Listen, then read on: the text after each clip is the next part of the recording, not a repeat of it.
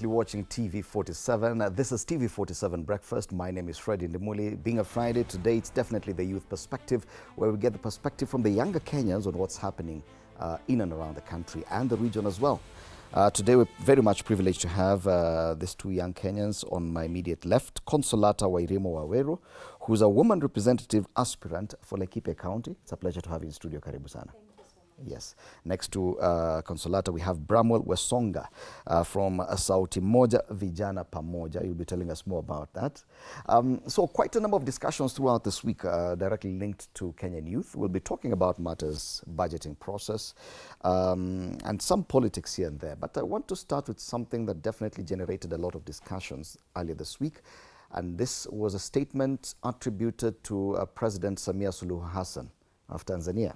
While hosting our President William Ruto earlier this week, she made the statement that she had had a discussion with President William Ruto on how to deal with Gen Zs or dissent by youth, both in Tanzania and Kenya.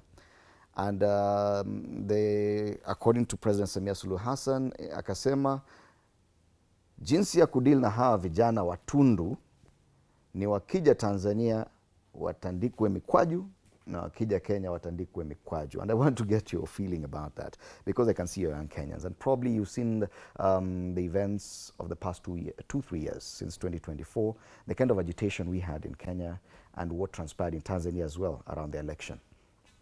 Do we have the clip by President Samia Suluhu Hassan?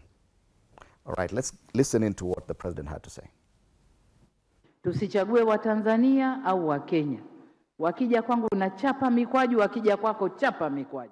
This statement by Tanzanian President Samia Suluhu Hassan has been interpreted by human rights activists in Kenya as a sign of suppressing citizens' freedom across the East African region. It is not Ruto nor Samia who is inventing mikwajus.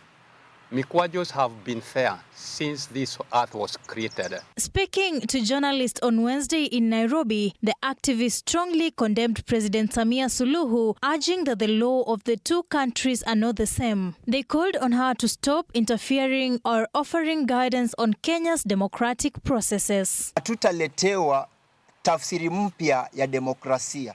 Tunajua haki zetu, tunajua nchi zetu zinapopaswa kuelekea kiuchumi. William Ruto, present at the event, appeared to endorse a statement signaling tacit approval for this hardline stance.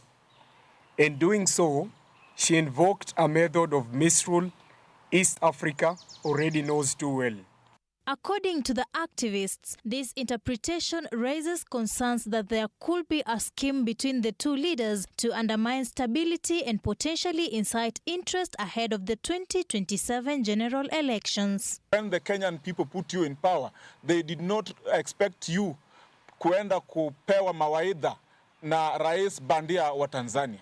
Instead, human rights defenders are calling for establishment of an independent commission to investigate cases of abductions, enforced disappearance, and extrajudicial killings. We cannot be having a situation whereby we are discussing compensation, reparation, and the president can tolerate a discussion that goes against the very, very principle. The activists also want compensation provided to all victims in both countries. Kenyan human rights activists have vowed to continue safeguarding and fighting for civil liberties across East Africa.